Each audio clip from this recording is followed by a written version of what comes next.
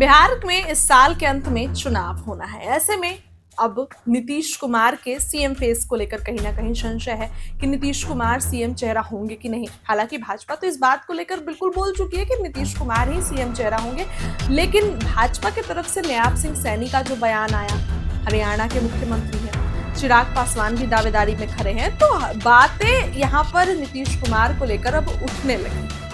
लेकिन नीतीश कुमार एक बार फिर एनडीए के लिए मुख्यमंत्री पद का चेहरा होंगे, ये बात एनडीए के द्वारा कही जा चुकी है।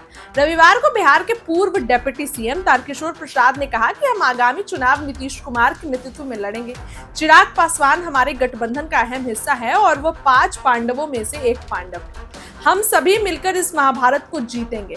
केंद्रीय नेतृत्व ने तय किया कि नीतीश कुमार के नेतृत्व में चुनाव लड़ेंगे। बिहार चुनाव को लेकर एनडीए की तैयारी पर उन्होंने कहा कि एनडीए में 5 घटक दल बिहार के विकास, लोगों और राज्य के कल्याण के लिए एकजुट है। जन कल्याण और बुनियादी ढांचे के लिए हमने जो सामूहिक काम किया है उससे लोगों का हम पर भरोसा मजबूत हुआ है, जिसका निश्चित रूप से आगामी चुनावों में राजनीतिक रूप से लाभ मिलेगा।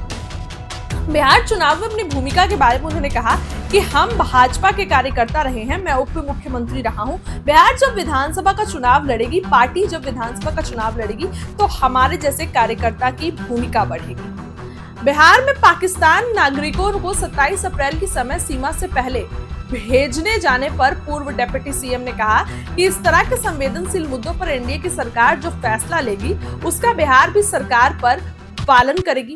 इसके साथ ही एक बड़ा मुद्दा कि एनडीए में मुकेश सहनी को लेकर आखिर उन्होंने क्या कहा। एनडीए में मुकेश सहनी की वापसी पर पूर्व डिप्टी सीएम ने कहा कि वो एनडीए के बारे में बार बार जो चर्चा कर रहे हैं, इसका मतलब उनके मन में अभी भी कसक है कि एनडीए हमें साथ ले ले। एनडीए महासागर है और वो इसमें डुबकी लगाना चाहते हैं। हमारे दरवाजे खुले हैं, वे आ सकते हैं। इसके साथ ही पशुपति पारस को लेकर कहा कि पशुपति पारस ने इनके इंडिया अलायंस में शामिल होने पर पूर्व डिप्टी सीएम ने कहा कि इंडिया अलायंस की स्थिति क्या है, ये किसी से छिपी नहीं हुई है। हम पशुपति पारस का सम्मान करते हैं। हम तो चाहेंगे कि एनडीए के साथ आए, उनका भविष्य इंडिया अलायंस में नहीं है। यानी कि नीतीश ने बार बार कहा, अब भाजपा वही बात जो है दोहरा रही है। नीतीश कुमार को सीएम बनाने को लेकर अब भाजपा की तरफ से बार बार ये बातें कहलवाई जा रही हैं कि आप लोग जो है, पहले तो सम्राट चौधरी का तुरंत नयाब सिंह सैनी के बाद बयान आया, इधर तारकिशोर प्रसाद का बयान आ गया, यानी कि और भाजपा के कई लोगों का बयान आ रहा है कि नीतीश कुमार ही चेहरा होंगे। लेकिन चिराग पासवान जो है, उनको लेकर भी कहीं ना कहीं संशय है, क्योंकि चिराग पासवान सीएम पद की दावेदारी के लिए बात हो रही है, विधानसभा चुनाव लड़ने की बात हो रही है कि चिराग पासवान अगर विधानसभा चुनाव लड़ते हैं तो कैसे काम चलेगा।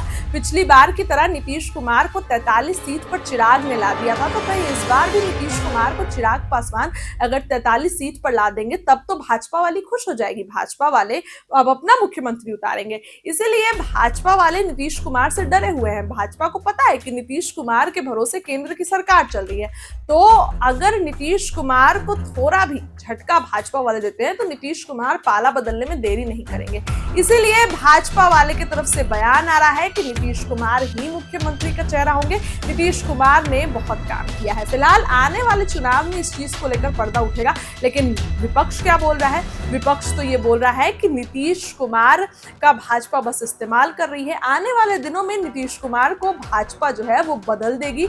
नीतीश कुमार को बस चुनावी मुद्दों पर भुनाया जा रहा है। आने वाले दिनों में भाजपा अपना मुख्यमंत्री बनाएगी। जैसे एकनाथ शिंदे को महाराष्ट्र में भाजपा ने चेंज किया, उसी तरह आने वाले दिनों में नीतीश कुमार को लेकर भी भाजपा ये खेल कर सकती है, क्योंकि कई जगहों पर भाजपा ने ये काम किया है। हालांकि नीतीश कुमार को लेकर भाजपा क्या कुछ करेगी वो तो देखने वाली बात होगी, लेकिन फिलहाल अभी जो भाजपा का स्टेटमेंट है वो तो यही आ रहा है कि नीतीश कुमार ही मुख्यमंत्री होंगे। नीतीश कुमार के अलावा और कोई मुख्यमंत्री नहीं होगा। नीतीश कुमार ही सीएम पद होंगे, हमारे सीएम का चेहरा होंगे। लेकिन भाजपा वाले की तरफ से भी बयान बार बार बताया जा रहा है। फिलहाल इसको भी इतना ही। क्या लगता है कमेंट करिए, वीडियो को लाइक करिए, चैनल सब्सक्राइब करिए। बहुत बहुत धन्यवाद।